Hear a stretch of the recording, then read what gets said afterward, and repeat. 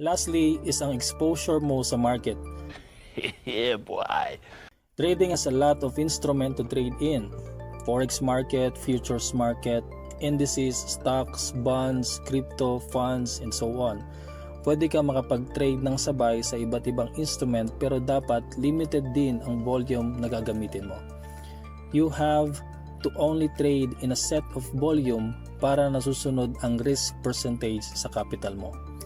And ang advice is to use 0.01 volume every $100 na capital. Kapag meron kang capital na $1,000 US, ang volume na gagamitin mo lang ay 0.10. Do it!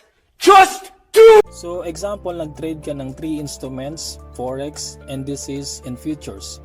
Euro USD sa Forex, gold sa indices, and S&P 500 sa futures. Sa Euro USD, meron kang open position na 0.04. Sa gold naman, meron kang 0.02 na volume. And sa S&P 500, meron kang open position na 0.04.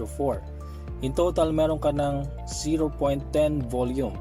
Kapag meron kang makita na opportunity sa ibang instrument, wag muna. Kailangan mo munang tapusin ang trade mo saka ka mag-open ng ibang position. I got you, homie! This will limit your trades para maiwasan mo ang maling analysis mo sa market.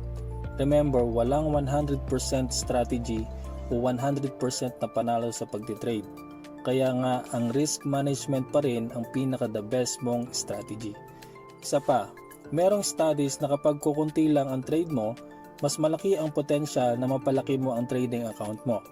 Kaya tips, less is more.